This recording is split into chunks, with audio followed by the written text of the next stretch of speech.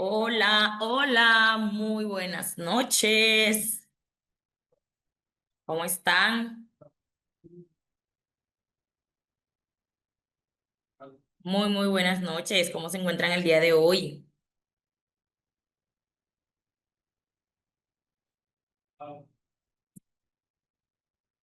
Chanfle.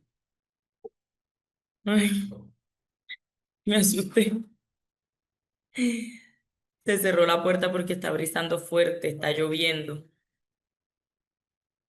Yo excelente, con un clima fresquito y agradable porque está cayendo una lluvia bendecida después de un día hipercaluroso. El día de ayer también estuvo horrible. Muy buenas noches, profe Daisy, Luz, Silvana, Ximena, Iván, Ricardo,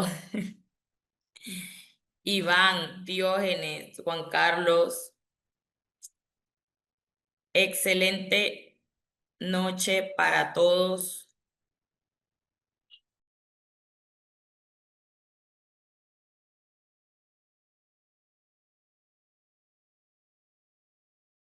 Tranquila, profe Daisy, que para eso tenemos nuestro grupo académico.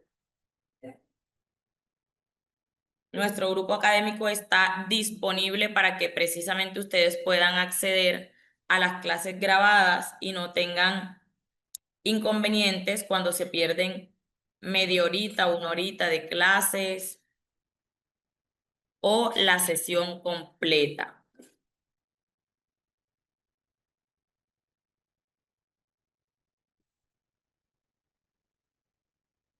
Les voy a hacer llegar nuevamente el enlace del grupo para aquellos que aún no están vinculados.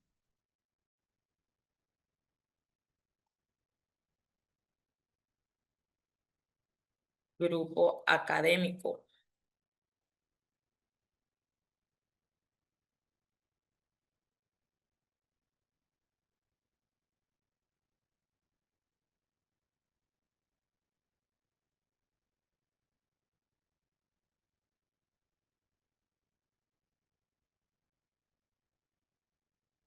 Muy bien. Bueno, vamos a dar inicio en 2 minutitos mientras nos va llegando el resto del personal. Tenemos 38 conectados en sala. Vamos a enviar el recordatorio por nuestro grupo académico de que ya estamos conectados.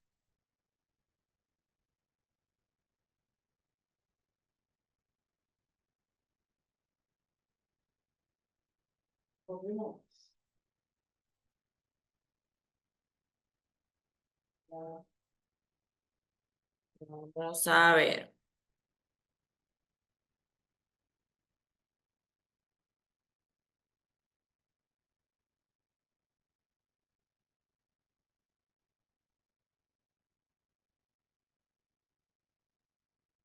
Listos.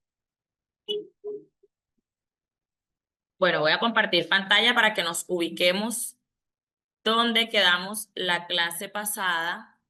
Good morning. Digo good night. Oliwis. Habíamos cerrado en el cognitivismo. Listo. Me sacan del error si yo tengo corrida mi línea de tiempo.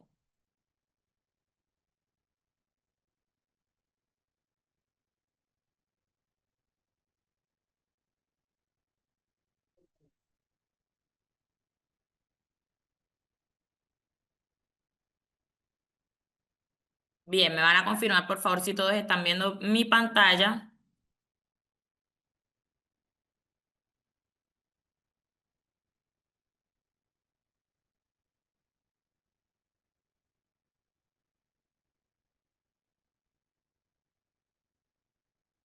Listo. Bueno, antes de avanzar, quiero que hagamos una pequeña retroalimentación para ver cómo vamos hasta ahora. Bien, entonces vamos a hacer lo siguiente.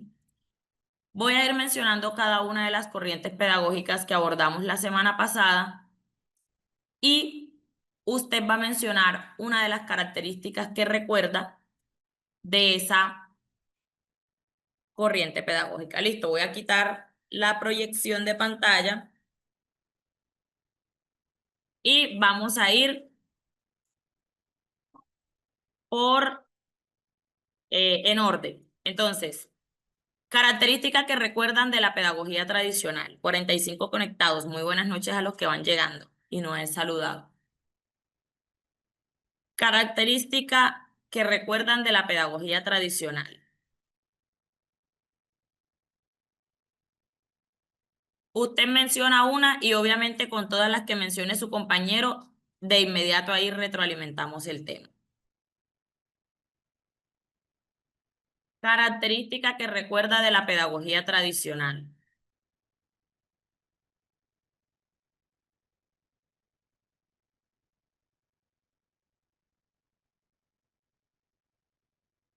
Deliciosa esta lluvia.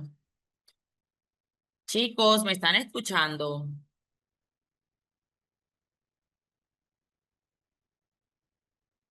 Vamos a concentrarnos en el ámbito pedagógico, ¿sí? No solamente en la parte instruccional. Vamos a concentrarnos en características favorables para el proceso pedagógico. No nos vamos a concentrar en los aspectos negativos porque todas ellas tienen aspectos positivos y otros no lo son tanto. Entonces, solamente vamos a concentrarnos en la parte pedagógica formativa, no en la parte instruccional ni en la que sesgaba o hacía las cosas de manera negativa, no, en lo positivo. Transmisión del conocimiento, pero de una forma unidireccional, ¿cierto, profe Alejandro? Transmisión del conocimiento, pero de una forma unidireccional.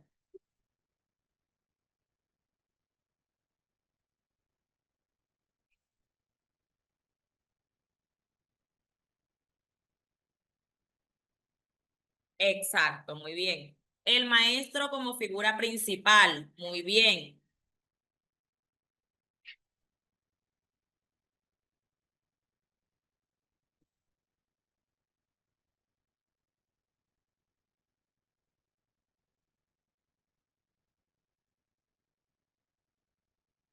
Docente, transmisión del saber. El estudiante no tenía mayor participación, muy bien.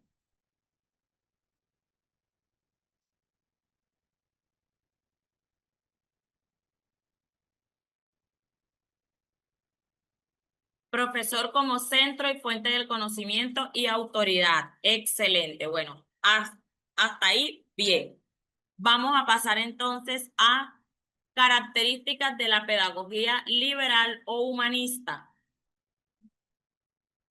Características de la pedagogía liberal o humanista. 54 personas en sala. Muy buenas noches, profe Juan, profe Mariluz, profe Nixeida, profe Liliana, Luis, Diana, Lady, Zenaida. Tiene derecho a la crítica. ¿Ok? ¿Qué otra característica le podemos mencionar a la pedagogía humanista? Para los que vienen llegando, estamos haciendo una retroalimentación de las corrientes pedagógicas que vimos la semana pasada. Y así vamos a empalmarlo con lo que toca ver el día de hoy, como para que no entremos así de lleno. Aprendizaje personalizado.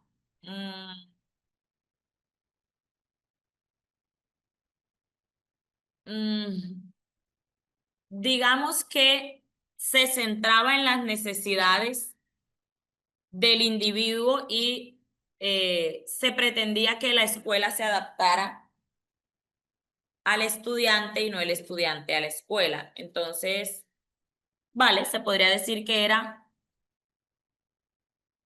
semipersonalizado, porque creo que personalizado es difícil. Lo más personalizado que conozco es el método Montessori, que es que es el que realmente permite como atender las necesidades directas por la poca población que se maneja. Desarrollo integral, muy bien, claro. Formación integral. Ok, principalmente eso, fue la primera pedagogía que empezó a acuñar el término de desarrollo integral. Excelente, profe Diógenes.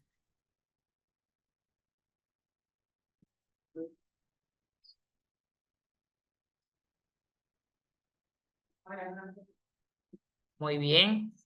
Listo. Características de la pedagogía de la escuela nueva o escuela activa.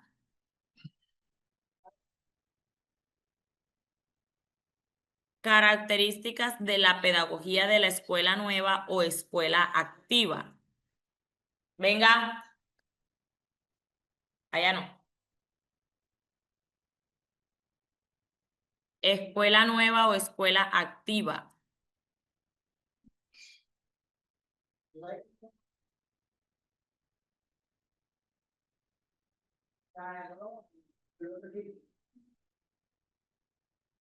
¿Quiénes fueron los principales promotores de esa escuela nueva? De la pedagogía tradicional, tomaron referencias de las escuelas socráticas, platónicas y aristotélicas, aunque no como deberían, solamente lo conveniente, ¿no? De la pedagogía liberal, Jean-Jacques Rousseau y Luc. Ahora, escuela nueva y escuela activa, a quienes tenemos ahí como precursores. Vygotsky, no. Vygotsky quizá lo pudo haber usado, aunque no sé si en en la línea temporal esté. Aprender haciendo, muy bien, profe Lucenio. Pero Vygotsky es más de las corrientes pedagógicas de mediados del siglo XX.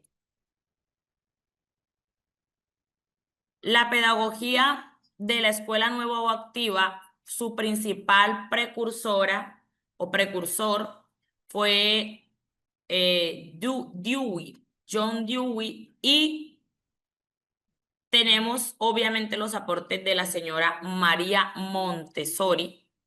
Recuerden que yo les mencioné que cada uno de ellos hizo como, llegamos a escuela nueva, pero voy a explorar mi propio método, y así lo hicieron.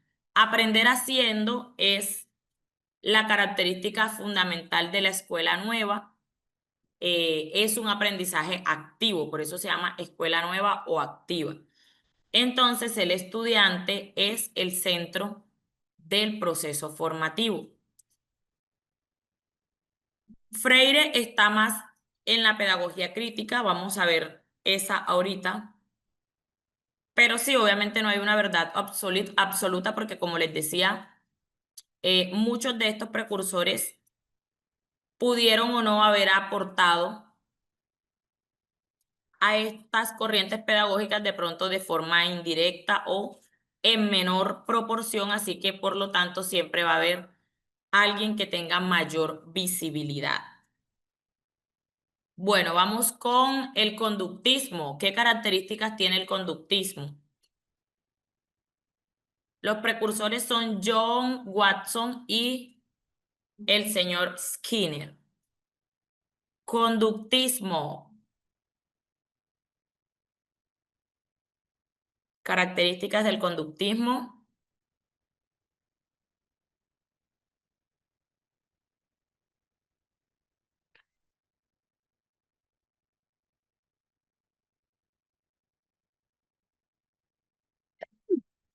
Características del conductismo. Conductismo de Watson y Skinner.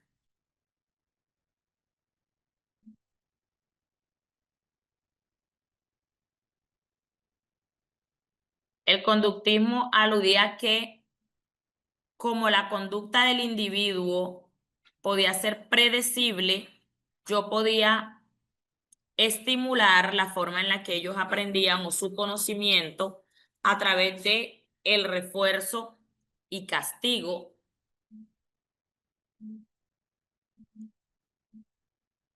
Énfasis en la conducta observable, exactamente. A través de procesos de observación yo puedo determinar o predecir cómo va a ser el comportamiento de este individuo a través de refuerzos y castigos. ¿Para qué? Para poder modificar precisamente la parte conductual, pero también cognitiva del aprendiz. Bien. Condicionamiento por las experiencias, excelente. Ahora, ¿qué me dicen del constructivismo? Constructivismo.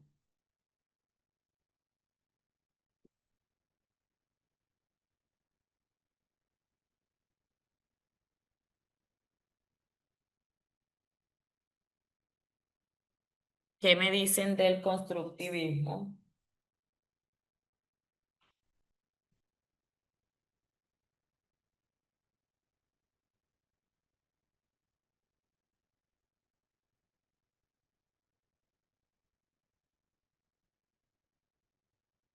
El constructivismo tiene un aprendizaje activo y es construye conocimiento, pero ¿a partir de qué? De las experiencias vividas, cotejándola con una nueva información que está llegando a nuestra torre de control. Muy bien. Le da importancia al conocimiento previo y a la interacción social, que es lo que también nos ayuda a, vamos a decirlo de algún modo, decodificar y recodificar la nueva información que nos está llegando. Sí, así es, muy bien, profe Nicheida. A partir de la pedagogía humanista, el aprendiz empieza a tener una posición activa, protagónica. No copia la realidad, sino que la interpreta a partir de las experiencias del individuo. Es decir, que cada realidad es distinta, cada realidad es distinta acorde al individuo que la está viviendo. El profesor es un facilitador mediador y el aprendizaje es experiencial. Muy bien.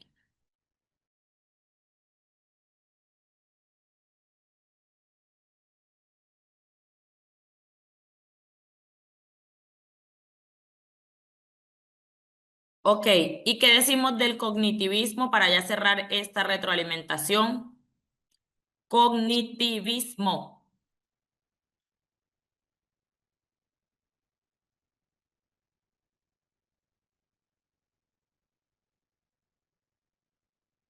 Cognitivismo, también tenemos un acto protagónico por parte del estudiante, por parte del individuo que está aprendiendo.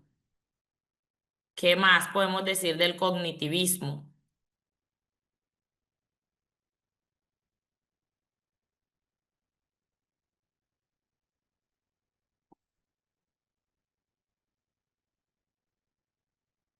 ¿Qué más podemos decir del cognitivismo?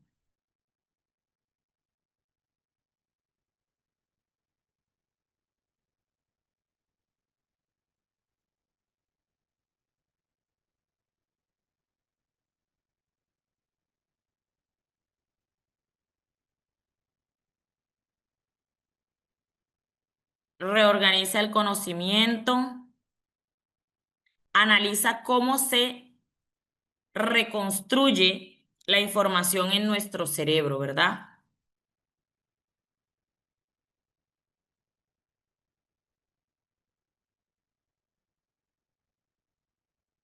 Ocurre a través de la asimilación de los procesos, se centra en el pensamiento crítico muy bien y ya nos vamos a dar cuenta también cómo se va desencadenando esto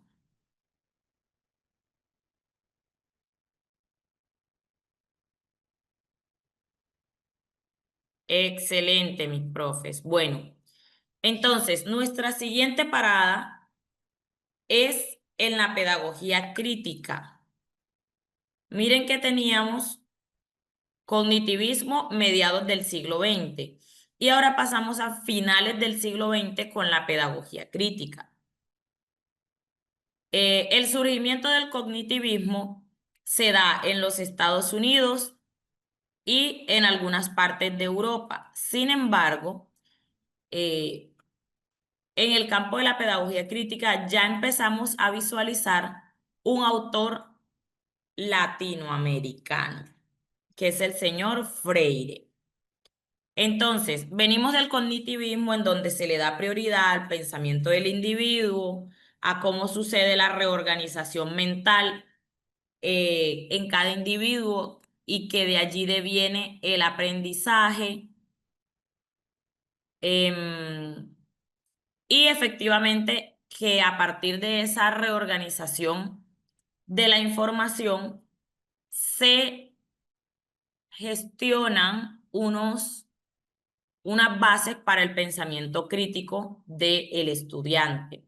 Entonces llegamos a esta teoría, la corriente de la pedagogía crítica, liderada por Freire y Giroux a finales del siglo XX, en donde ellos plantean que la educación es una herramienta para la transformación social. Es una herramienta para la transformación social. Quiere decir que a partir de lo que se le enseña al individuo, el individuo debe desarrollar la capacidad de poder cuestionar las estructuras sociales, las desigualdades, las formas en las que se gestiona el poder en una sociedad y de una u otra forma cómo esas estructuras de poder oprimen al pueblo. Estos planteamientos de Freire y Giroux obviamente trajeron una polémica enorme, no favorable para las personas que hacen parte de esas esferas de poder, porque efectivamente una educación que produzca individuos con capacidad de decisión y con capacidad crítica va a ser menos manipulable, ¿sí? Las personas van a tener la facultad de ser más pensantes y de cuestionarse todo lo que está a su alrededor. Por lo tanto, va a costar más para estas personas la generación de políticas públicas que no beneficien de manera directa a la población, que sean simplemente cortinas de humo, como diríamos coloquialmente. La pedagogía crítica de Freire y Giroux fomenta la reflexión crítica y la acción para el cambio social. Freire era fiel creyente que primero que todo se aprende haciendo, ¿sí? El rol del aprendiz es activo, igual que como veníamos hablando desde la pedagogía de la escuela nueva hacia acá. Em, Era defensor de los derechos. Sus postulados eran revolucionarios porque llevaban a que el individuo siempre buscara un porqué a cada cosa que se le planteaba. Y eso obviamente hacía que el conocimiento se volviera multisectorial, multidireccional, interdisciplinar, porque al tú buscarle el porqué a las cosas, no vas a aprender de manera directa de gramática, de lingüística, de estructuras moleculares, de... No, eso lo vas a aprender de manera implícita, porque lo realmente relevante son los procesos y cómo eso que se te está intentando enseñar está inserto en el mundo social. Obviamente sí, las asignaturas que parten de las ciencias fácticas, van a requerir dinámicas distintas. Pero la facultad de la pedagogía crítica es eso, darle al estudiante la posibilidad de la pregunta, la posibilidad de buscar también una respuesta y no esperar a que se la den y luego tragar entero la respuesta que le dieron, ¿sí? La investigación, la investigación como base para la búsqueda de la verdad. Y obviamente plantear la escuela como motor de cambio social, porque a partir de lo que se aprende en la escuela, de la participación que se le da a la comunidad, de el apersonamiento de los docentes de los procesos formativos, van, van a reflejarse cambios en la sociedad en el mediano y el largo plazo. Igual que siempre, les voy a compartir un videito para retroalimentar el aspecto de que está. Ouch.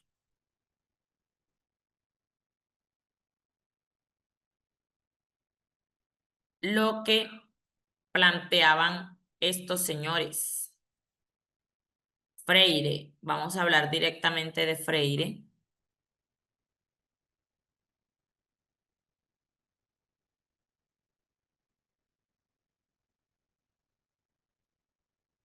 Vamos directo al grano. Problema, trabajas más de 10 horas. Vamos directo al grano. Suficiente. Solución, empresas extranjeras.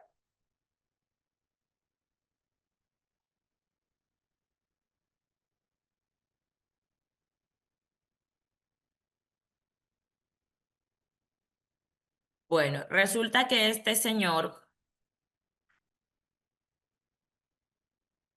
también es altamente influyente en una pedagogía que se creó luego en el siglo XXI, aquí en el siglo XXI, y cuyo precursor es colombiano. Entonces les voy a mostrar primero un video que nos habla acerca de la pedagogía de Freire y luego les voy a mostrar otro que habla de la pedagogía del diálogo.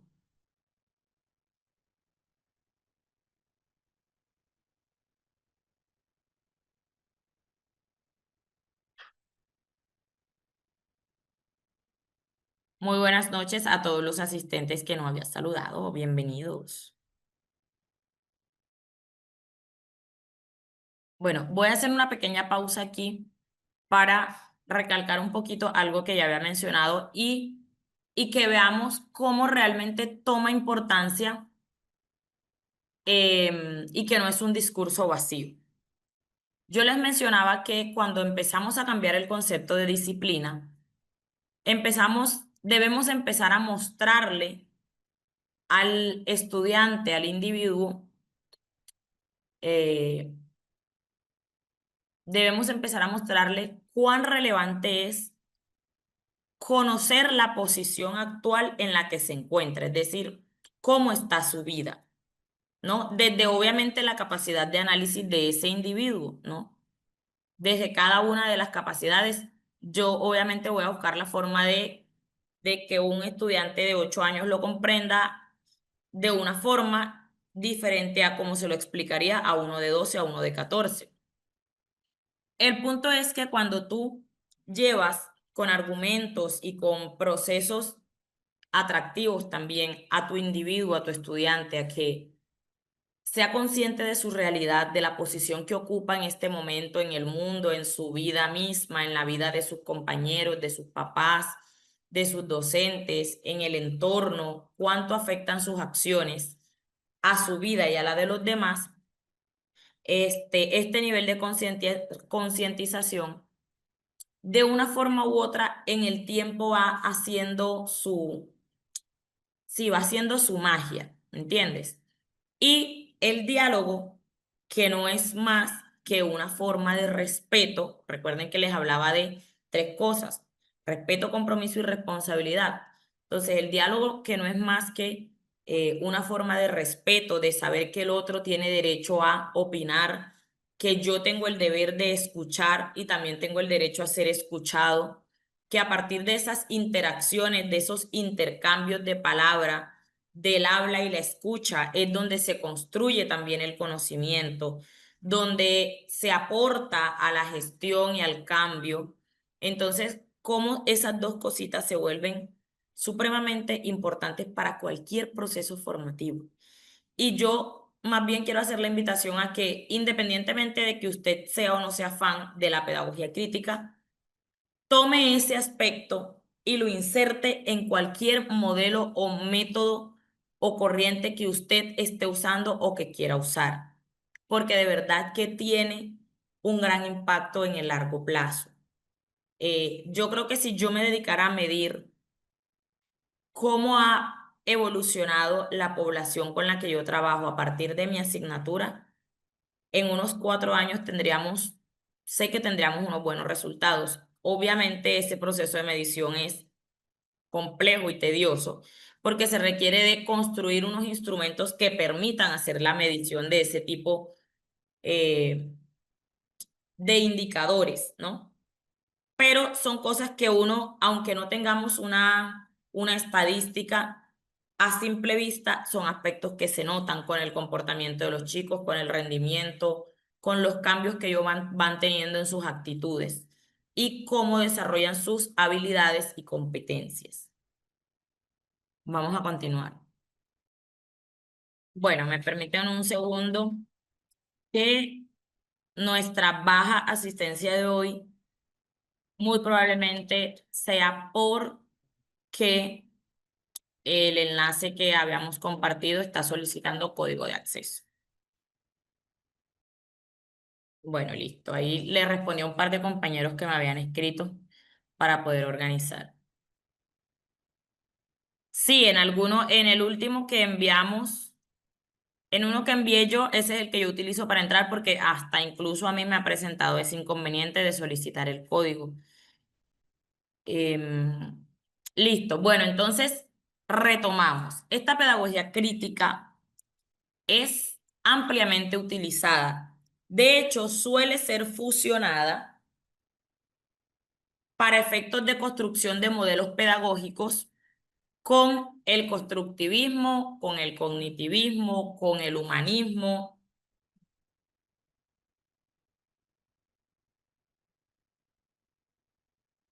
con la pedagogía del amor. También se le suele conocer a los movimientos impulsados por Freire como em, pedagogía de la liberación, precisamente por algunas de las obras que Freire escribió. Y este autor tiene un libro que creo que es de los más famosos que se conocen de él y se llama La pedagogía del oprimido. Ahorita se los hago llegar al chat como para que lo vayan analizando también y puedan contextualizar lo que dice el texto con lo que hemos venido hablando en clase. Resulta que obviamente el señor Freire al tener, imagínense, el abogado, un abogado que no ejerció, pero que siempre fue fan de la educación y de las causas sociales. Obviamente, en conocimiento de la ley y conocimiento de los derechos, sabe y entiende de manera directa cómo se podría transformar la sociedad si las personas fuésemos más preocupadas, más participativas, más activas democráticamente, pero para eso se requiere ser pensante, se requiere ser sabedor, conocedor, lector de las cosas, de las problemáticas sociales que tenemos, de las leyes a nivel constitucional y pues también se requiere ser muy humano y analizar muchísimo o muy bien todas esas situaciones sociales que vivimos pero desde el ámbito de el mejoramiento de los procesos, de la empatía, de lo que nos favorecería como sociedad. Así que él dice que la conciencia crítica sería un medio por el cual se podría liberar al oprimido, ¿sí? Teniendo en cuenta que el oprimido es como nosotros que somos el pueblo, la clase social, sobre todo para las menos favorecidas, ¿no? Entonces, la idea central de esta obra es que la educación es un acto de liberación, no es un proceso de domesticación, no es un proceso em,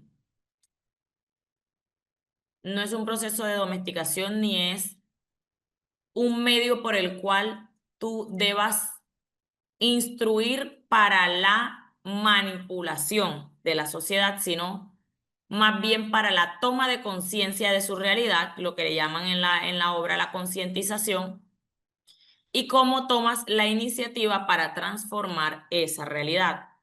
Entonces, obviamente, plantea la educación desde una visión problematizadora o liberadora, que busca que a partir del diálogo, la reflexión y la toma de acción, los individuos puedan empezar a darle una transformación a sus realidades. Y obviamente tanto maestros como estudiantes son activos. Aprendemos a partir de la retroalimentación. El diálogo es el mediador del conocimiento. Yo no puedo aprender simplemente siendo un estudiante pasivo que escucha y escucha, escucha, sino que también cuestiona, indaga, interroga, comparte, propone, eh, expresa sus puntos de vista, ¿vale? Em, Otro aspecto que, espérenme por aquí, busco los apuntes. Bien, otro aspecto que considera relevante el señor Freire es las dos, ¿cómo le llamaríamos a esto?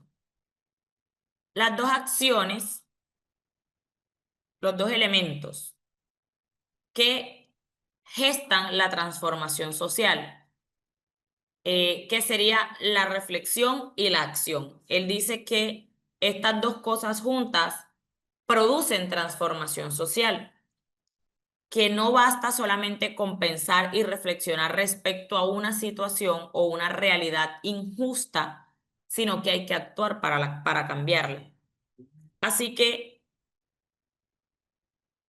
de una forma un poco gruesa, que estaríamos actuando de una manera hipócrita o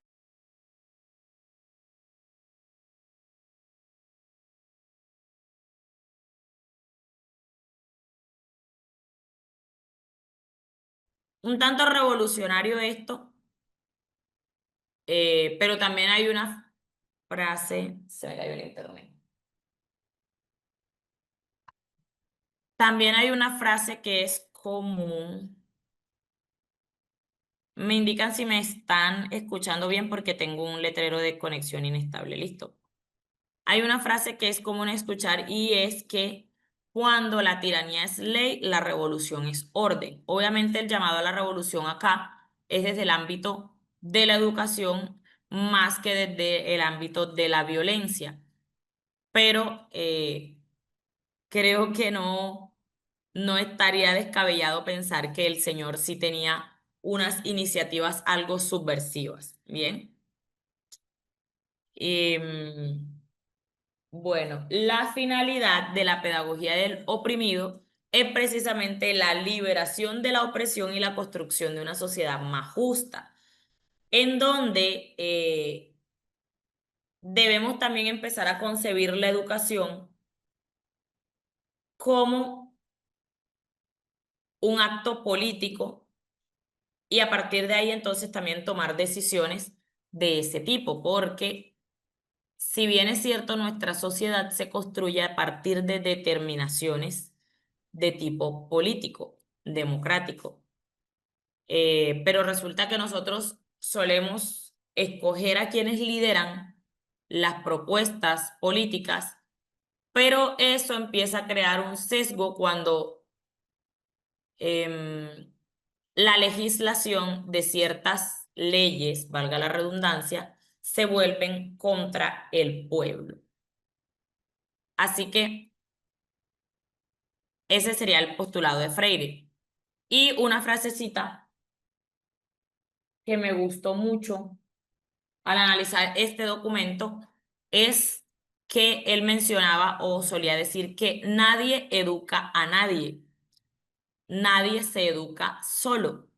Los hombres se educan entre sí, mediatizados por el mundo. Entonces, también depende un poco de esa interacción social que habíamos abordado desde que vimos a Vygotsky, ¿no? Entonces, es otra razón por la cual tenemos que entender que los procesos formativos requieren participar, requieren trabajar en equipo, colaborar, cosa que es un poco compleja con la juventud de hoy porque suelen ser muy retraídos para el ámbito académico, claro está, y suelen negarse a la participación, al trabajo en equipo. Supongo que porque se les dificulta la interacción con otros, pero es algo a lo que tenemos que llamar a la acción. Les voy a compartir otro videíto de Freire, se llama Pedagogía del Diálogo, y les voy a hacer en vivo al chat en este instante, al chat de WhatsApp del grupo de WhatsApp,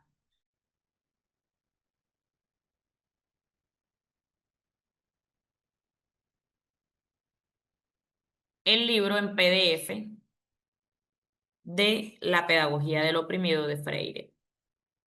Quienes hasta el momento no están en el grupo de WhatsApp. Quienes no están en el grupo de WhatsApp.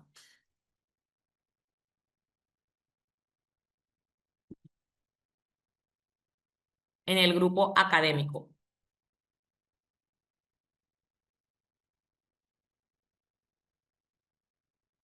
Bueno, en dado caso, ahí les envío el enlace y aquí les voy a enviar el archivo Pedagogía del oprimido. Y les voy a hacer el envío de otros 2, 3 archivos más. Tendencias pedagógicas, que es un artículo, qué es la educación y fundamentos de la educación, de la pedagogía, perdón, para que a través de esos documentos podamos hacer como una especie de recap.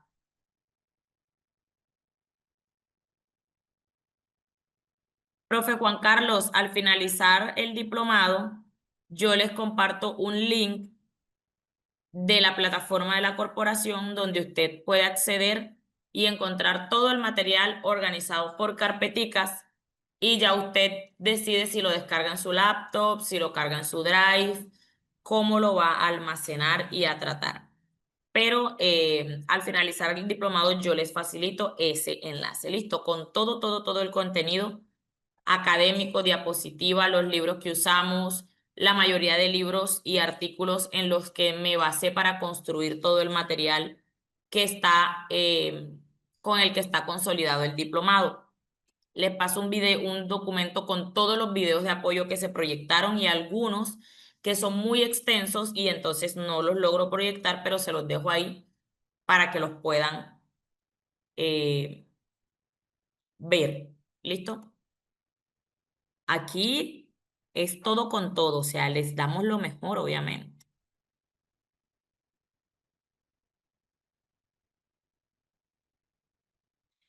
Gracias, profe Juan. Ese piropo académico me encanta.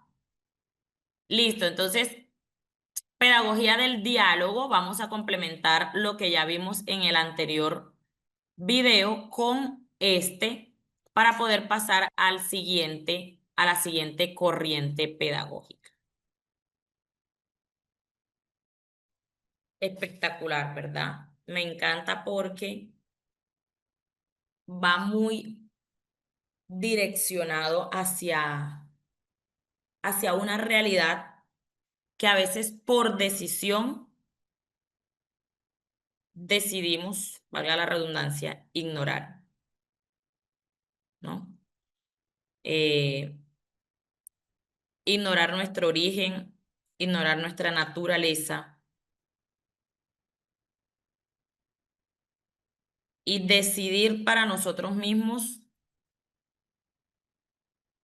de manera consciente o inconsciente que el medio, dejarnos influenciar por el medio, dejarnos influenciar por el medio, y esto obviamente transforma la forma en la que enseñamos y aprendemos porque empezamos a darle valor a cosas que son irrelevantes y no a las que en realidad serían invaluables. Entonces, esa frase es genial. Ustedes recuerdan que yo les compartí, vamos a compartir pantalla nuevamente. Dentro de estos, vamos a devolvernos un poco. Miren, recuerdan que yo les compartí los aspectos relevantes y el séptimo, miren, habla de escuchar, habla de escuchar. Entonces, no es descabellado, ¿verdad? Miren cómo cada una de las cosas que vamos viendo se va hilando con otra más adelante y vamos relacionando una cosa con la otra, ¿cierto? Qué bonita es la educación en ese aspecto.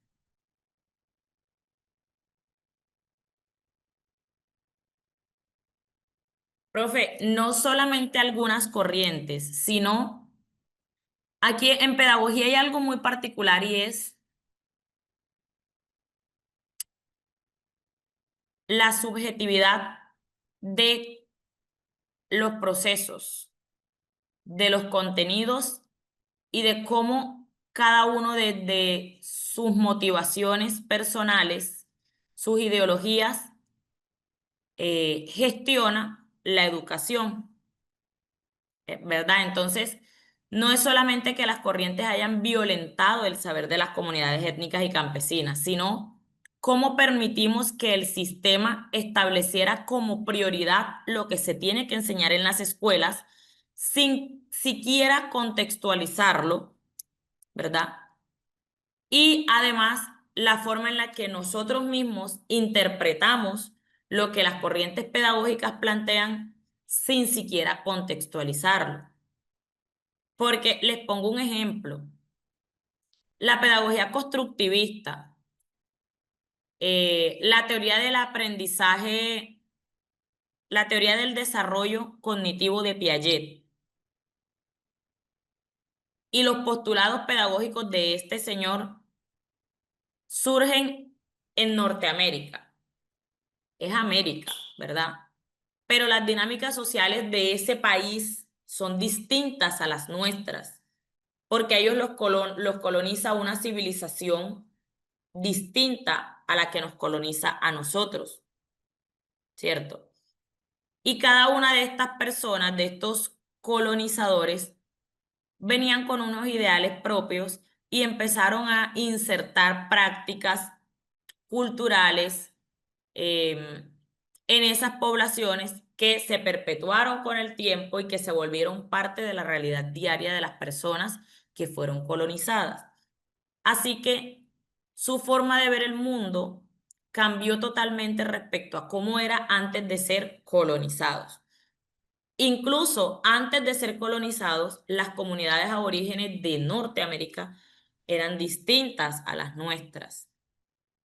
Y aún así, todo esto que sucedió cuando empezamos a crear estas corrientes pedagógicas y a adaptarlas a nuestra sociedad, pretendemos insertarlas tal y como vienen de donde fueron creadas. Y es allí donde está el error. Yo no puedo pretender enseñar con estos procesos pedagógicos que salen de Norteamérica e insertarlos en una Latinoamérica herida por la guerra, separada por la violencia, sesgada por la estratificación socioeconómica, con problemáticas socioculturales y socioambientales enormes que aquejan a gran parte de Centro y Suramérica.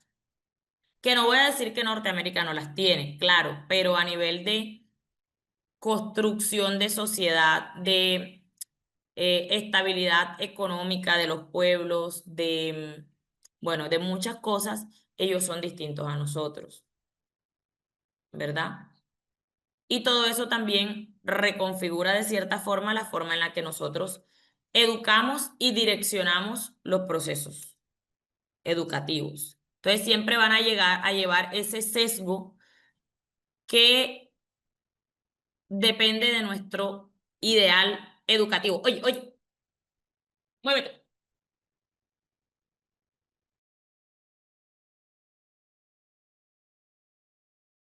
Va a depender de nuestra ideología también. Entonces, es allí donde entra el diálogo, es allí donde entra el diálogo y la escucha a ser parte del proceso y deberían ser actores principales, el diálogo y la escucha, porque es allí donde tú puedes empezar a identificar entonces qué es lo que es importante enseñar y también aprender a partir de las realidades de los otros. Mira lo que decía la última parte del video de esta docente que decía, yo pensé que yo iba a enseñar de una forma y resulta que decidí mejor optar por aprender de lo que ellos hacían, sobre todo porque eso abre las puertas, crea vínculos. Antes de yo venir a enseñarte algo a ti, querría que tú me dijeras qué es lo que sabes, ¿sí? Porque quiero darle valía y quiero darle importancia a eso que tú sabes. Yo no puedo pretender que tú eres ignorante en todo aspecto porque no lo eres.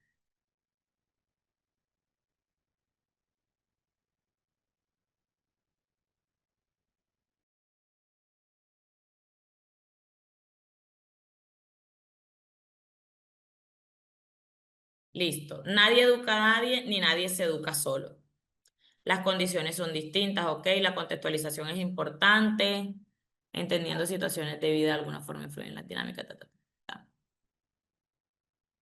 Claro que sí, profe Diógenes. Breve contexto, profe Juan. Bueno, hemos estado hablando largo y tendido acerca de la pedagogía crítica, centrándonos en el autor Pablo Freire, dado que es una corriente pedagógica que tiene demasiado para transformar la educación. De hecho, su propósito es la transformación social a partir de la educación, pero promueve como, promueve como bandera el diálogo y la escucha, entendiendo que todos desde nuestras diferentes realidades sabemos algo y también tenemos y podemos aportar con ese algo que sabemos y que también tenemos que escuchar a los demás.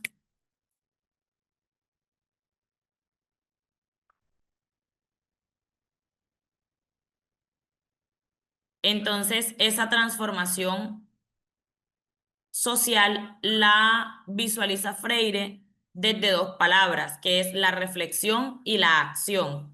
Sin reflexión no hay cambio y sin acción no hay cambio. No sirve de nada actuar sin intención y tampoco sirve de nada reflexionar sin acción.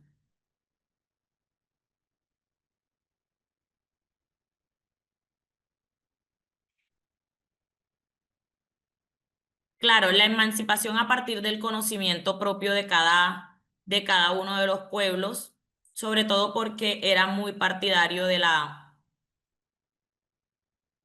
causas sociales que estaban direccionadas hacia las personas menos favorecidas. Envié a través del grupo de WhatsApp el libro de la pedagogía del oprimido y acabamos de visualizar dos videos espectaculares. Enseñar exige aprender a escuchar y comunicar. Very good. Bueno, vamos a avanzar ahora con la teoría del aprendizaje significativo. En esta teoría del aprendizaje significativo tenemos como precursor al señor David Ausubel. Entonces, David Ausubel planteaba que para que pudiésemos determinar si un individuo realmente estaba aprendiendo,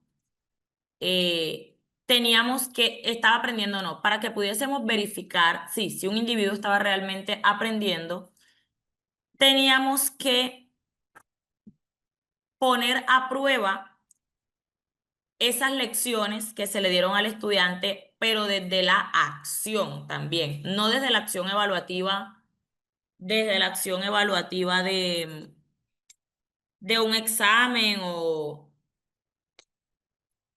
sí, de lo que consideramos, esta es la de la reja.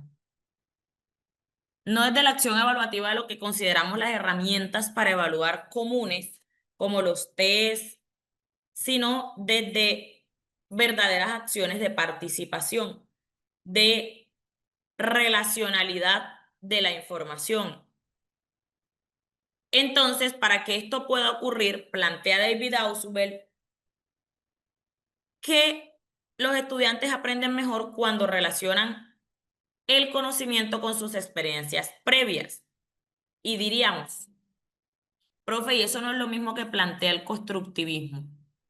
Bueno, diferencia entre el aprendizaje significativo y el constructivismo es que se supone que en el constructivismo tú no le das toda la información de lleno al estudiante, sino que se la vas entregando de a poquito, de a pequeños bocaditos, para que él sea un descubridor, por decirlo de algún modo.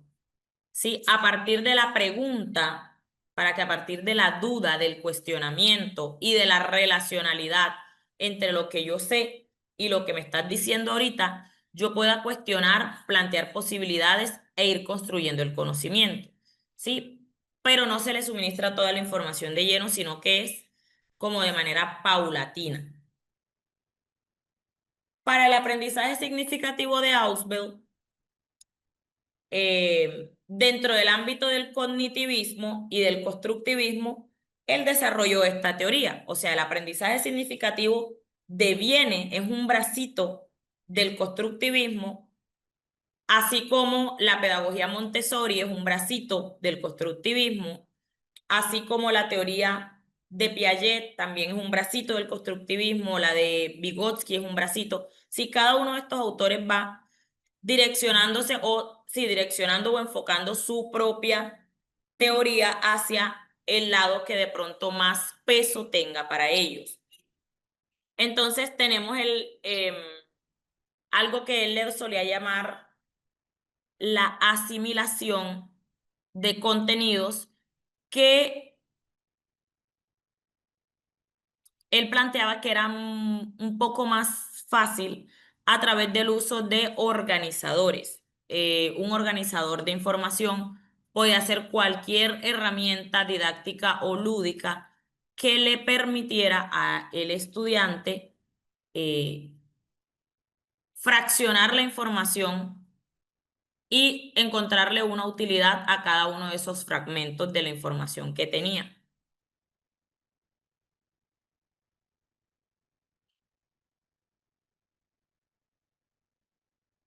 Pero obviamente a través de la práctica, ¿sí? A través de la práctica y de ir conectando lo que yo sé con lo que estoy aprendiendo a partir de toda la información que estoy obteniendo, pero ejecutando. Luego, ese aprendizaje lo vuelvo a reutilizar en una nueva experiencia y le sumo algo nuevo. Luego, ese nuevo aprendizaje lo vuelvo a reutilizar en otra experiencia y le sumo algo nuevo. Entonces, se fusiona un poco también el aspecto del cognitivismo en ese ámbito, de esa reacomodación de la información que se da desde ese aprendizaje significativo. Pero la puesta en práctica es crucial. El hecho de que yo pueda ejecutar acciones que consoliden lo que estoy aprendiendo, básicamente es eso. Ejecutar acciones que consoliden lo que estoy aprendiendo. Ejecutar acciones que consoliden lo que estoy aprendiendo. Voy a compartirles un video también acerca del aprendizaje significativo. Permítame un momento y edito aquí este documento que después no se me guarda.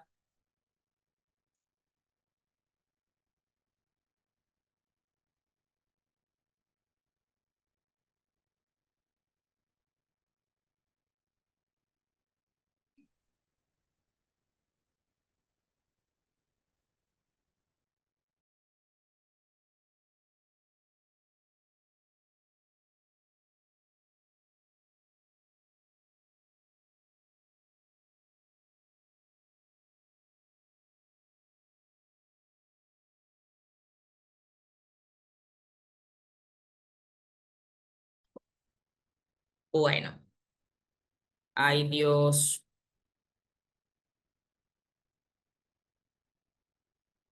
Bien, aquí está el video. Hola, soy Miguel y uso Bitrix 24 para gestionar proyectos porque me da la Bitrix. posibilidad de... Enseñar, aprende, exigirse. ¿Listos? Bueno, por aquí estoy viendo a nuestro coordinador por ahí en cámara. Profe Rick, ¿vas a intervenir ahorita o...? Bueno, no me escuchó. Seguimos aquí entonces. Bueno, vamos a detenernos un poquito aquí para que comprendamos algo que quiero compartirles y que lo tengamos presente para cuando lleguemos al módulo 2 de planeación, ¿sí? Donde vamos a aprender a hacer un plan de aula, plan de clases para el aula. Miren que estas tres fases que se desglosan aquí están muy cotejadas con los momentos de una clase desde su estructura normal, ¿verdad? Porque hay variantes que son de pronto unas de las que yo les voy a comentar cuando lleguemos al módulo. Pero analicemos esto. Ay, no, no me gusta que no puedo rayar la pantalla. Bien. Exploración de conocimientos previos del estudiante, ¿verdad? Eso es una fase que es importante no solo en el aprendizaje significativo, sino dentro del proceso formativo. No quiere decir que es una camisa de fuerza que yo siempre llegue al salón y vaya a plantear una pregunta, pero una pregunta dinamizadora casi siempre es la mejor opción. Ahora, no necesariamente debe ser una pregunta, sino una experiencia y luego de la experiencia se plantea la pregunta, como que la experiencia sería la respuesta a la pregunta, pero tú lo que vas a buscar es, a partir de la emoción y de la acción, que el individuo analice y saque sus propias conclusiones, ¿sí? Eso lo puedes hacer a través de un pequeño, un corto dramatizado, de un juego, de la visualización de un video, de una canción, etcétera. O sea, el medio, la herramienta es de libre escogencia, ¿verdad? Lo importante aquí es entender que esa fase inicial estimula, ¿verdad? Y ese estímulo, yo les decía que nuestro cerebro es emocional y entre más sentidos estén implícitos en la realización de una actividad, más significativo va a ser el aprendizaje. ¿Esto parte desde el constructivismo? Sí. El constructivismo viene un poco pegado ahí hasta a la escuela nueva, sí, porque todas estas corrientes pedagógicas han sido secuenciación de la otra, sí, es como que la película y la secuela de la película, ¿vale? Van como en cadenita, esto es eslabón tras eslabón. Entonces así funciona. Luego miren que la fase intermedia nos dice que se inicia un proceso en donde el estudiante empieza a asimilar a relacionar y organizar la nueva información. Esta fase es la de reestructuración o reorganización de la información de la que también habíamos hablado, que se da a través de la explicación, la dirección de la información correctamente por parte del docente, la aclaración y despejación de dudas, el afianzamiento de la información a través de actividades de afianzamiento, que es una fase intermedia de la planeación o momento de la clase al que se le llama desarrollo, ¿verdad? Y luego una fase final en donde hay una integración de los conocimientos con mayor solidez y la aplicación de dicho conocimiento se da con una actividad de evaluación, ¿vale? Que puede ser ¿cuál? Cualquiera, ¿sí? Puede ser cualquiera que busque dar respuesta o evidenciar que ese estudiante interiorizó, o sea, tuvo un aprendizaje significativo. Entonces no es lo mismo leer una obra, ¿verdad? No es lo mismo leerte Viaje al centro de la Tierra, por ejemplo, o leerte Charlie y la fábrica de chocolates. Esa me gusta más. No es lo mismo leerte la obra con los estudiantes Charlie y la fábrica de chocolates y hacer una lectura sosa. Chan, chan, chan, chan. Yo creo que tengo ese libro por aquí. Ah, no, me lo llevé para el colegio. Bueno, y hacer una lectura sosa de la obra y perder la oportunidad de la parte en la que los Umpalumpas cantan sus canciones turbias y hacerlo con suspenso. Y tú ponerle música a la canción. Chaquete, chaquete, chaquete, chaquete, chaquete. Eso deja una experiencia en el estudiante. Si los motivamos a que libro en mano y con la mano derecha vamos a ir haciendo un sonido, un beat, para ir cantando la canción que vamos leyendo, eso deja una experiencia. Y que ya luego la evaluación sea distinta, no sea voy a escribirles un texto y entonces ellos van a analizar, no sé, los personajes, el tiempo, el no sé qué, el no sé cuándo, sino que más bien vamos a interpretar escenográficamente este fragmento. Entonces vamos a crearle un guión. ¿Cómo tú visualizas a Augustus Gloop? ¿Cómo tú visualizas a Charlie? ¿Cómo visualizas al abuelo de Charlie? ¿Cómo crees que se vestirían? ¿Cómo crees que hablarían? ¿Qué acciones, qué gestos en la cara tendrían? ¿Qué acento crees que tendrían? Todo eso deja experiencias. Entonces es allí donde se vuelve significativo y esa es la fase final, donde se solidifica el conocimiento. Entonces a eso se le conoce como aprendizaje significativo. ¿Listo? Seguimos. Bien, hasta aquí amigos y amigas de Homo Academicus. Espero que les haya gustado la presentación. Ya se había acabado. Espectacular.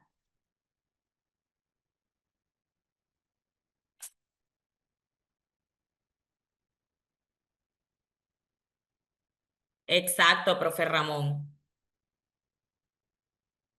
A partir de una imagen, exactamente. Un cuestionario sería la forma más fácil de acabar con ese proceso, créeme. Porque si tienes todas las potencialidades del aprendizaje significativo a la mano, un cuestionario sería atrofiar las posibilidades existentes. Profe, hay que hacer, o sea que no uso cuestionarios. No, no, no, no, no, no te estoy diciendo eso. Te estoy diciendo que hay que evaluar las otras opciones en donde haya más procesos cognitivos activos en la realización de una tarea para que pueda ser significativo. ¿Ok? Bueno, por aquí, doctor Ricardo, va a decirnos algo, nos va a hablar, que lo estoy viendo en cámara inquieto desde hace rato. ¿Qué tal, profe? ¿Cómo vamos? Muy, muy bien, gracias a Dios. Bueno, ¿cómo estuvo ese fin de semana? Excelente. Bueno, me Descansado. alegro. Bueno, sí, profe, quería como intervenir antes de que lo hicieras, solamente para hacerle pues unas preguntitas aquí eh, para saber cómo vamos con el proceso académico. Bueno, ¿cómo van con la lista de clases grabadas? ¿Sí la han recibido por el grupo académico? Por aquí estuve revisando y creo que no le han actualizado. Bueno, algunos dicen que sí, sí, sí. Sin embargo, yo voy a revisar por acá. A ver.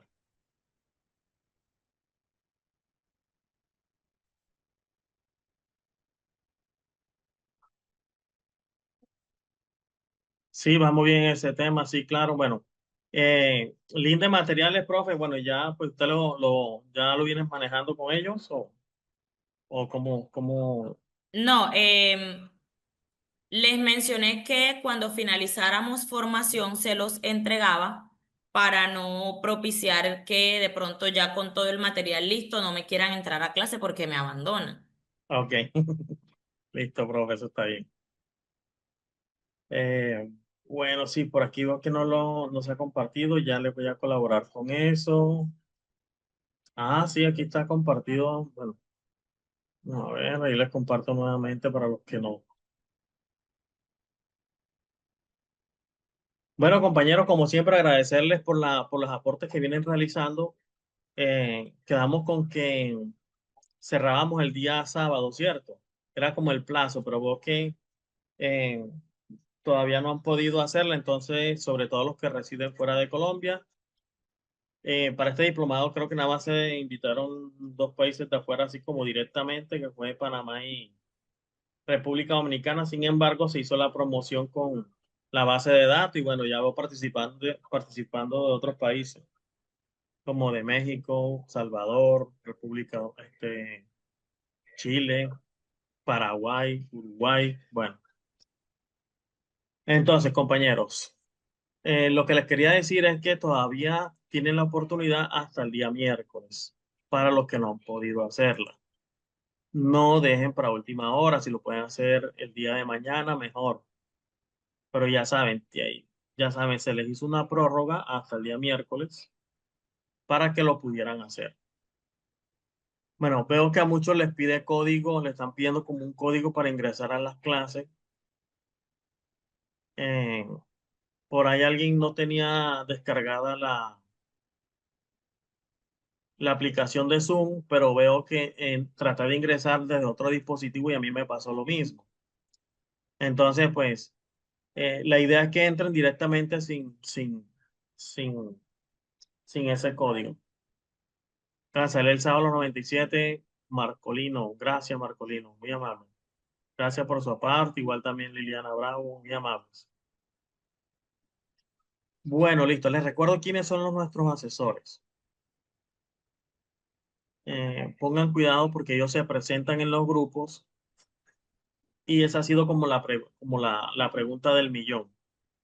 Ellos son Diana Peña, Gracie Martínez, María Constanza Polanía, Rocío Briñez y Mayra Ramos.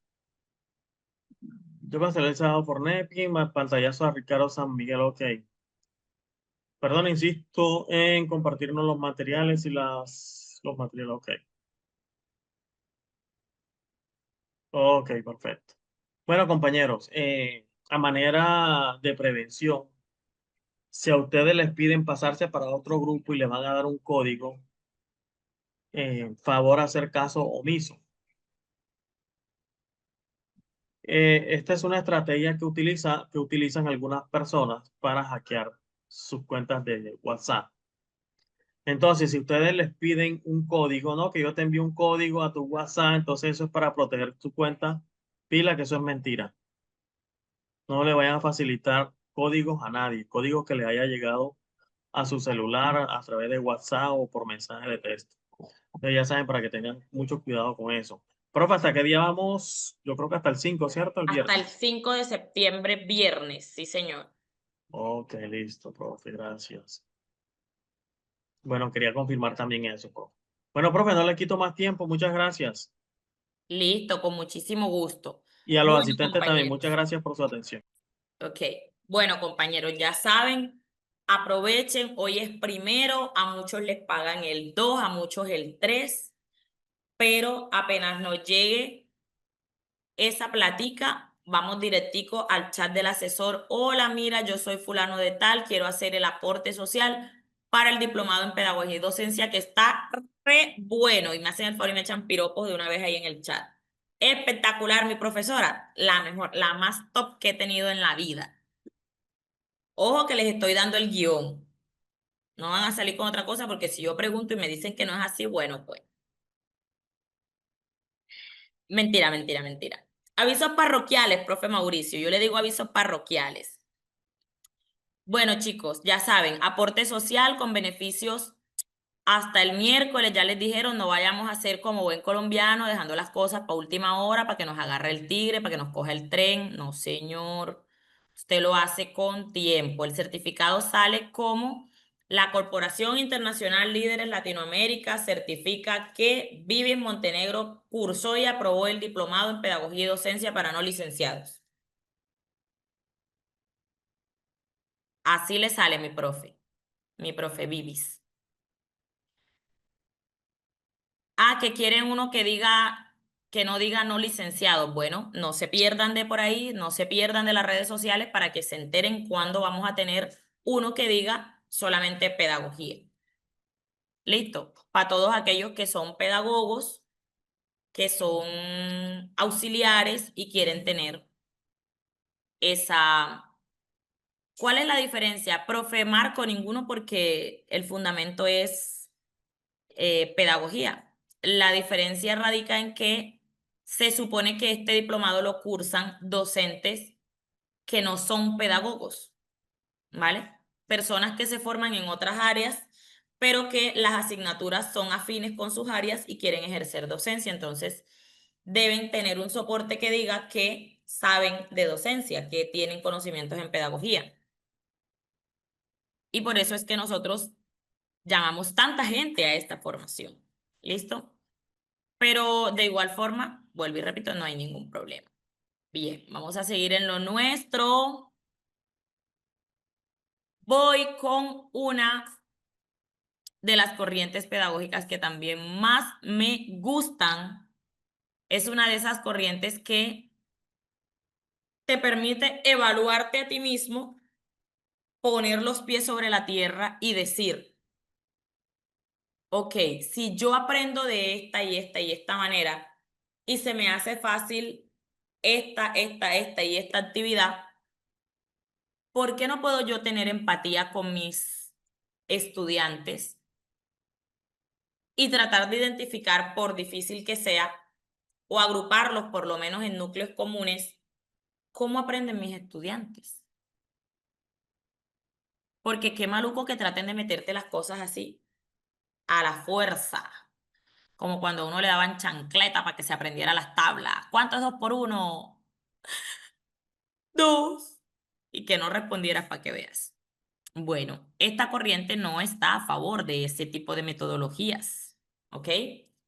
La teoría de las inteligencias múltiples de nuestro amado y adorado Howard Gardner fue una corriente pedagógica que surge en la década de 1980 aproximadamente. Y el señor Gardner, después de tanto pensar y quemarse las pestañas estudiando la mente humana y cómo la gente aprendía, determinó que no era inteligente el que más información acumulara en su cabeza, sino que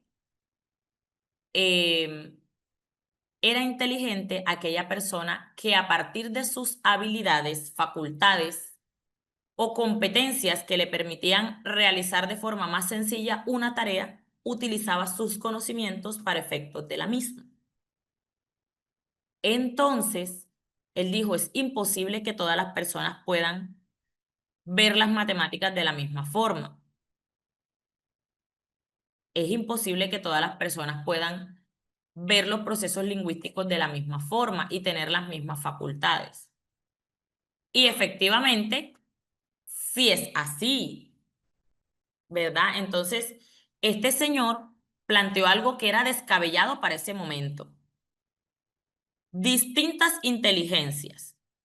Él vino y dijo, mire, yo ya he analizado a estos pequeñitos un cúmulo de tantos niños, tantos años experimentando, tantos años analizando, llevando bitácoras, diarios de campo, y yo he determinado que existen múltiples tipos de inteligencia. Miren, descubrí que hay inteligencia lógico-matemática. O sea, todas esas personas que se les faculta muy bien todo lo que es numérico, calculable, medible, todo lo que viene de una ciencia fáctica y se inserta de manera exacta. Vea, inteligencia lógico-matemática. También dijo que había una inteligencia lingüística. O sea, todas aquellas personas que se les faculta muy bien todo lo que tiene que ver con el desarrollo y estudio y aprendizaje de la lengua. Lectura, escritura, ortografía, caligrafía, análisis, redacción, creación, etc. Dijo también que había una inteligencia kinestésica. Kinestésica o corporal. 3 o 4. 3 mejor. Y esta inteligencia kinestésica o corporal le da la facultad al individuo de que sus procesos de aprendizaje se le den mejor cuando le toca hacer algo con su cuerpo. Palpar, cortar, picar, saltar, bailar. Sí, utilizar su corporeidad para poder ejecutar una tarea. También dijo que había una inteligencia naturalista, la facultad de cómo te relacionas con el entorno, desde el respeto, cómo el entorno también te enseña, te dice cosas, puedes leer lo que hay en el espacio, ¿verdad? Formas, figuras, situaciones, percepciones, sensaciones, etcétera, a partir del entorno natural. También dijo que había una inteligencia musical. O sea, todas las personas que tienen la facultad o la facilidad de aprender mediante la relacionalidad con lo musical. Lectura de pentagramas, interpretación de canciones, interpretación instrumental. Tienen buen oído para determinar cuando un sonido es grave, es agudo, cuando está una nota fuera, cuando un instrumento va, no sé, cosas de esas. No les puedo explicar muy bien porque yo inteligencia musical no tengo. También dijo que había, ¿por dónde vamos? Vamos, lógico-matemática, lingüística, kinestésica, natural o ambientalista, eh, musical. También dijo que había una inteligencia intrapersonal, es decir, cuando yo tengo las suficientes facultades para analizarme a mí mismo, mi condición humana, identificar mis falencias, mis oportunidades, mis debilidades, mis potencialidades, mis atributos como persona. Me conozco internamente a mí mismo. Y también está la interpersonal, que es la facultad de poder analizar a los otros, interactuar con los otros, obviamente desde el respeto, la empatía, la tolerancia, etcétera, etcétera. ¿Y cuál se me escapa? Ay, se me va una, se los juro. Espacial.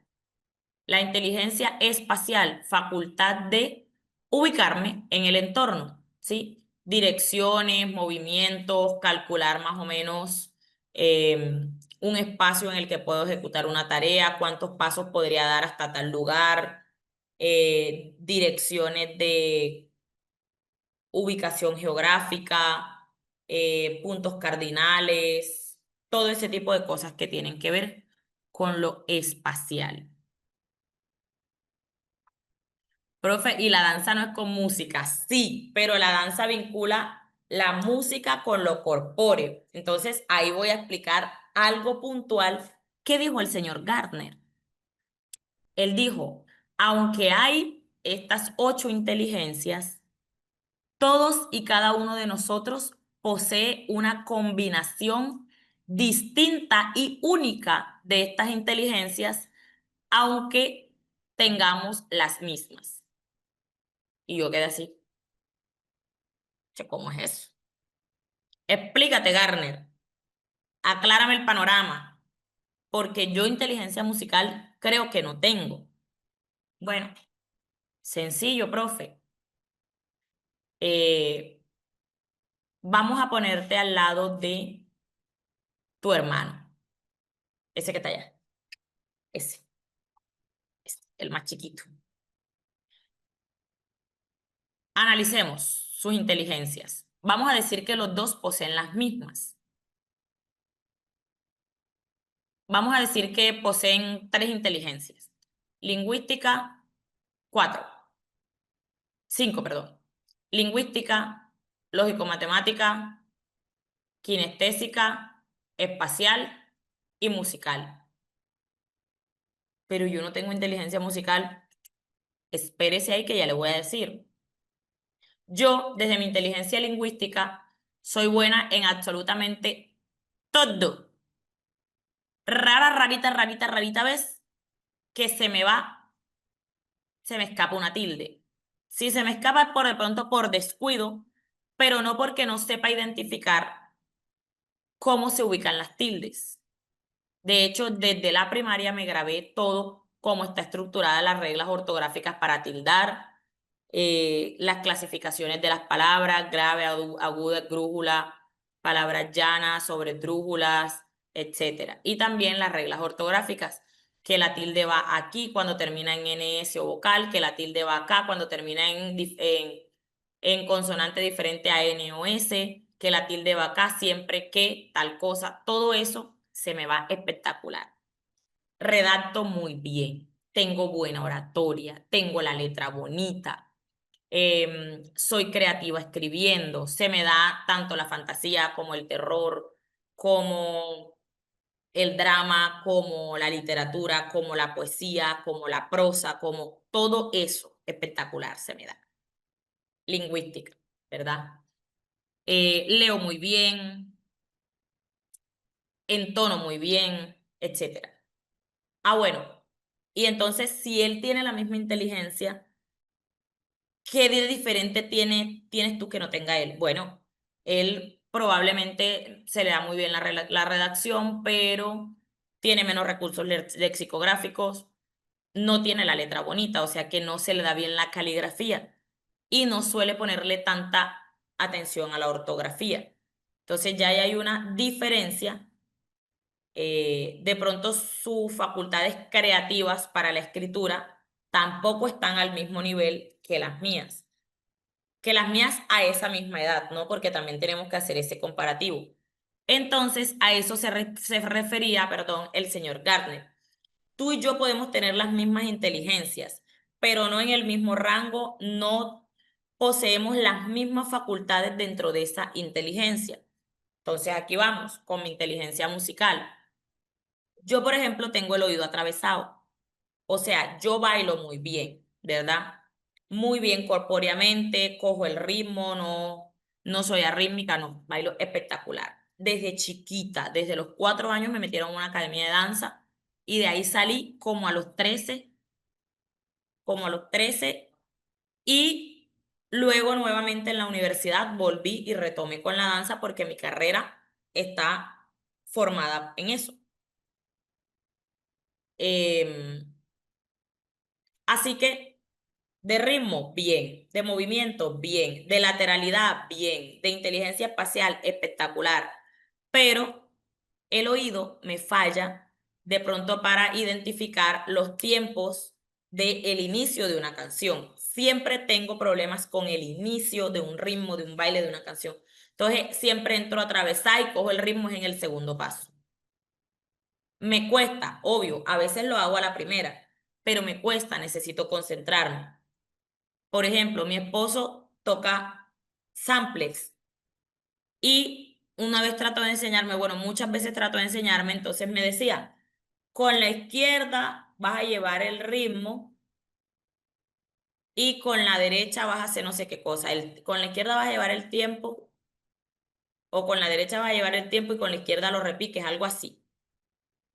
Yo no daba, él me podía explicar con dibujito, con plastilina que se me descoordinaban las dos manos. En la universidad me tocó concentrarme mil y mil veces para poder aprenderme las tonalidades del acordeón, para poder hacer una melodía en guitarra, para poder tocar el piano. ¡Ay! Horrible, porque mis dedos son chiquitos además, entonces aparte que no me sabía, me tocaba contar las notas para saber cómo estaban, en cuál era la nota. Ay, era horrible, era una experiencia terrible. Disfruto la música, sí, me encanta, espectacular. Canto, bailo, tengo ritmo, etcétera, pero instrumentalmente, bailas. En cambio, mi hermano sí toca instrumentos. Ahí está la diferencia. Entonces, esa combinación diferente de inteligencias está en la intensidad, en el grado de ejecución de ciertas tareas que tienen que ver con esa inteligencia. Y obviamente eso hizo uf, un mundo de oportunidades en el aula, porque todo el mundo puede aprender lo que tú estás enseñando desde sus facultades, desde sus inteligencias.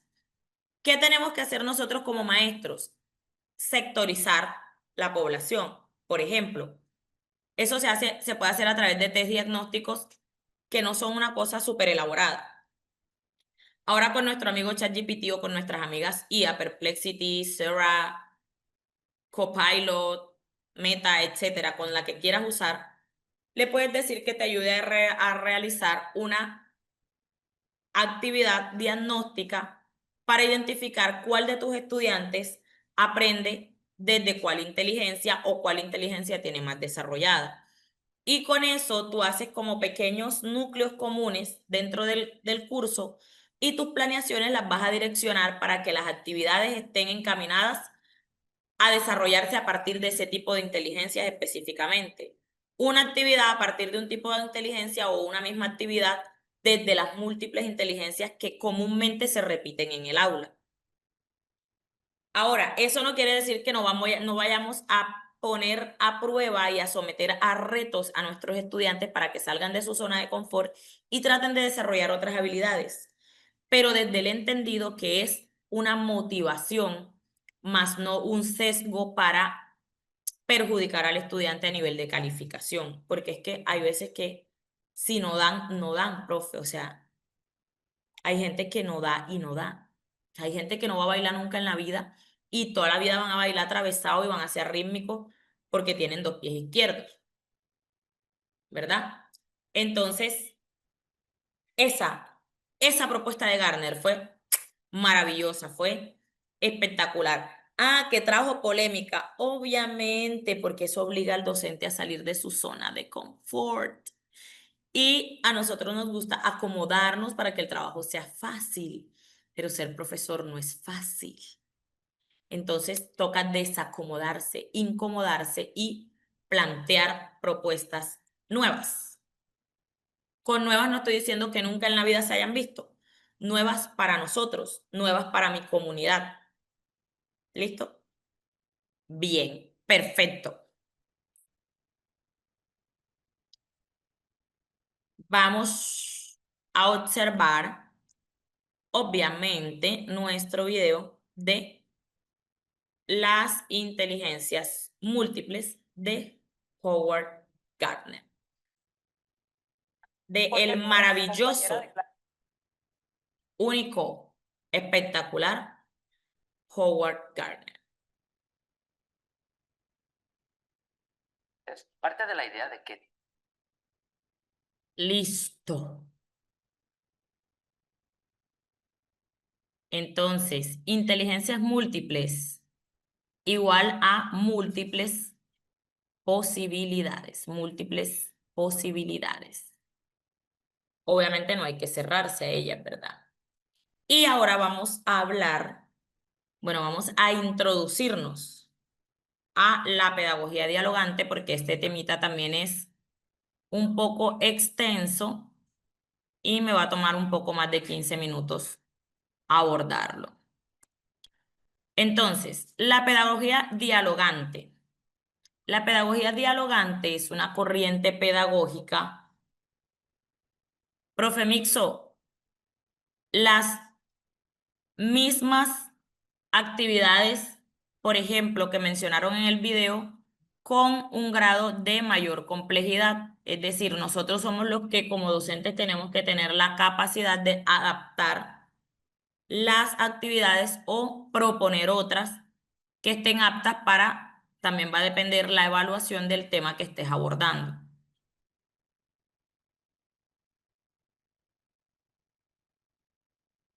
Pero te sugiero que siempre estés mediando los intereses de los chicos actualmente. O sea, independientemente del tipo de inteligencia que ellos tengan, siempre los vas a capturar además o los vas a motivar a trabajar si utilizas cosas que están en tendencia.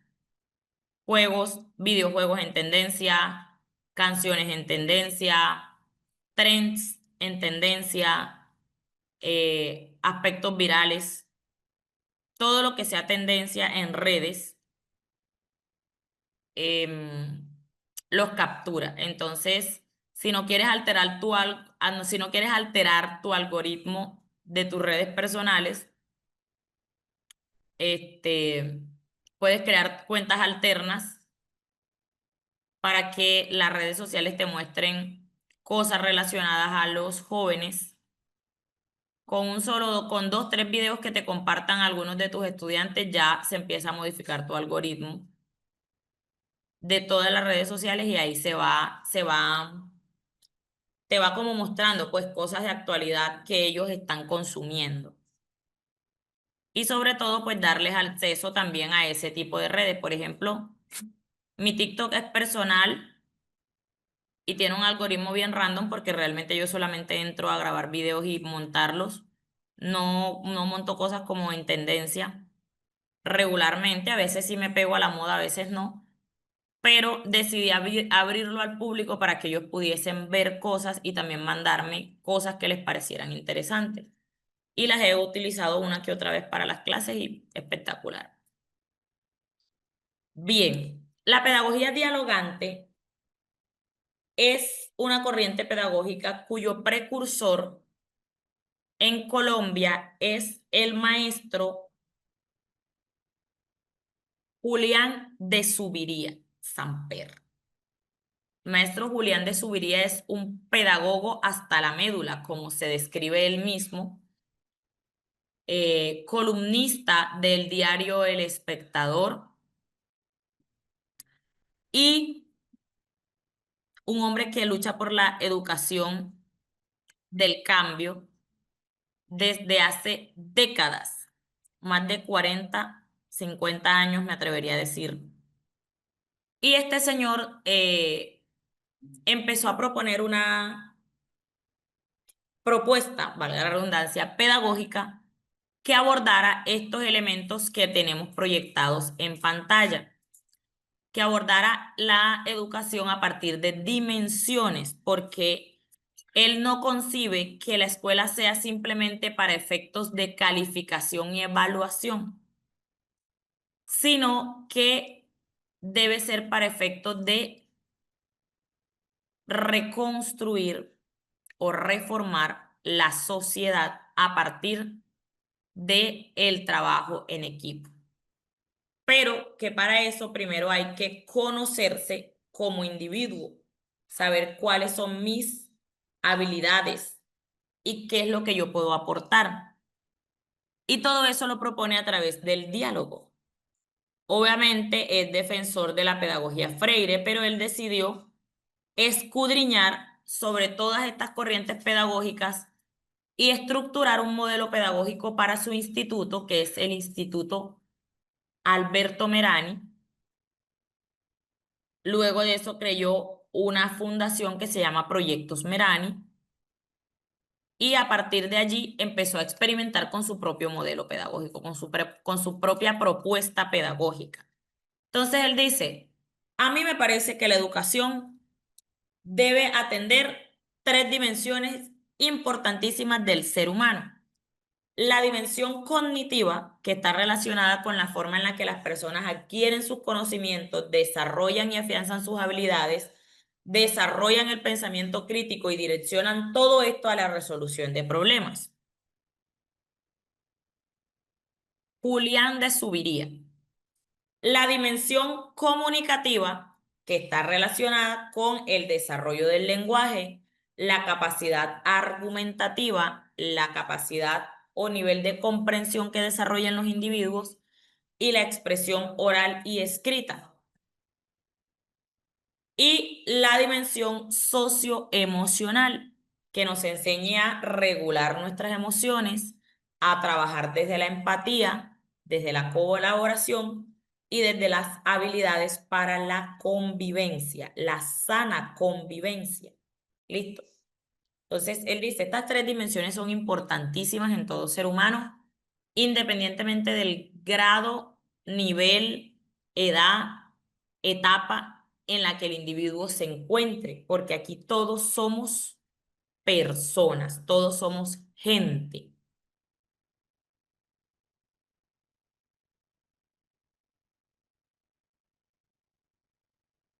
Y todos desarrollamos en un mayor o menor grado todas estas dimensiones.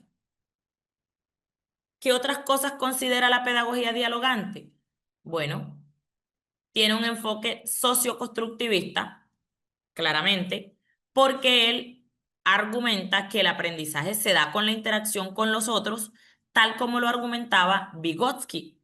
Y recuerden que la pedagogía de Vygotsky es la teoría del aprendizaje social o por interacción social. Desarrollo del pensamiento crítico. Obviamente tiene influencias de la escuela Freire, porque no se enfoca solamente en la memorización, sino en la reflexión.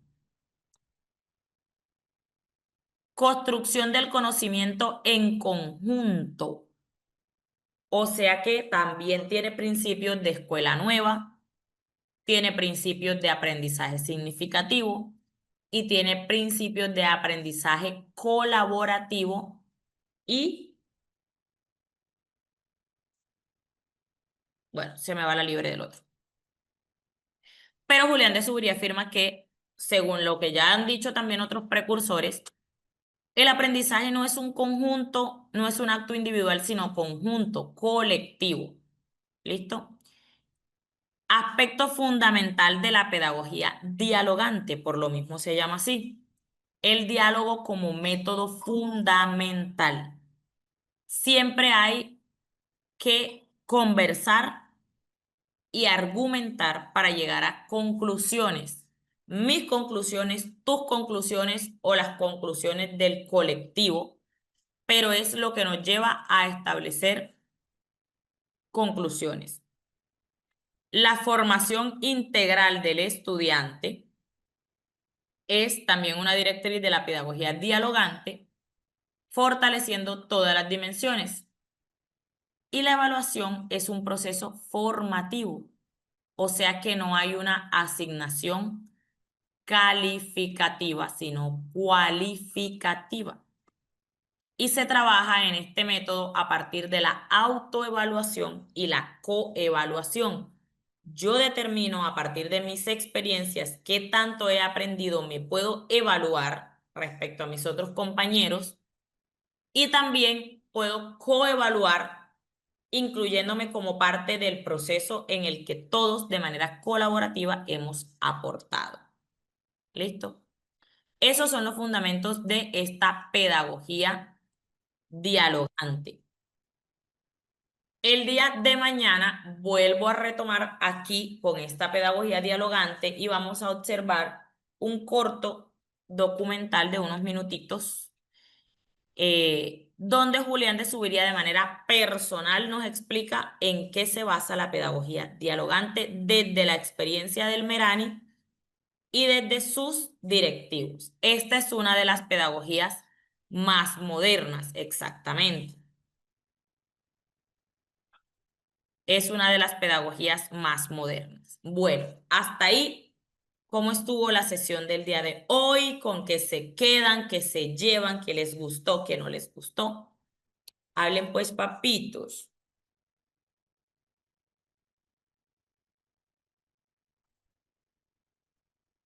Clases de la semana pasada, listo, ya voy a solicitar las clases grabadas y las compartimos al grupo de WhatsApp.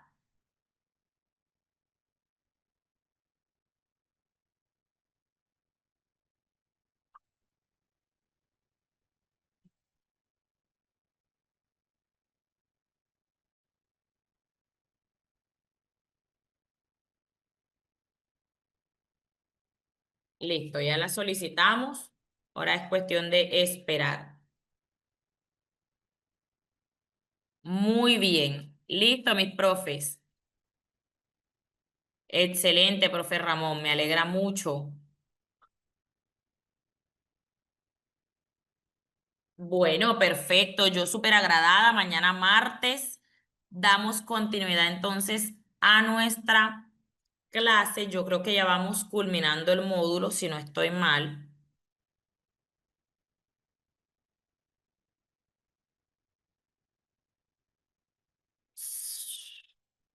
Sí, ya vamos. Lo más probable es que mañana terminemos este módulo y comencemos el otro. Profe José Camargo. Profe, te voy a enviar el enlace del grupo de WhatsApp de nuestro grupo académico para que tú de manera personal puedas unirte, dado que no tengo la facultad de unir miembros. Me tocaría agregarte a mis contactos, etcétera, etcétera, etcétera. Entonces es más fácil con el enlace. Es más fácil con el enlace. Mira, ahí te dejo el link para que te unas al grupo. Favor agregarme, profe Judy, ingresa al enlace que te estoy dejando. Y les recuerdo que, claro, profe Vivi Montenegro, eso le da súper respaldo a tu hoja de vida, ¿cómo que no? Profe, toda formación que usted curse y que esté relacionada con el empleo que usted vaya a solicitar, debe tener la mayor cantidad de certificación posible en cuanto a conocimiento y en cuanto a experiencia. Si no tenemos lo uno, tenemos lo otro, pero regularmente lo que primero te solicitan es el conocimiento. Entonces, claro que si nuestras certificaciones están 100% avaladas por el Ministerio de Educación Nacional, estamos regulados por la normativa. Para efectos de educación no formal, les recuerdo que hasta el día miércoles tienen la posibilidad de realizar su aporte, pero usted no se va a demorar hasta el miércoles, usted va a hacerlo hoy. Y a través de nuestro aporte social, no solamente se certifica usted, no solamente se beneficia usted, carga su hoja de vida, la nutre, sino que beneficia a todos aquellos que realmente no tienen cómo aportar. Y permite que nuestras salas de Zoom se mantengan abiertas para seguir ofreciéndoles formaciones de calidad, como siempre lo hemos venido haciendo. Entonces, desde ese punto de vista altruista, usted que tiene allí esos 97.000 pesos, le va a escribir a su asesor y le va a decir que usted se va a certificar, ¿ok? Ok, bueno, muchas gracias. Que tengan excelente noche, mis profes. Profe, estaban preguntando por cuántas horas se certifica el diplomado. Entonces aquí te dejo con nuestros muchachos interesados. Yo les deseo una feliz noche y nos vemos el día de mañana, 6:30 p.m. Bye bye.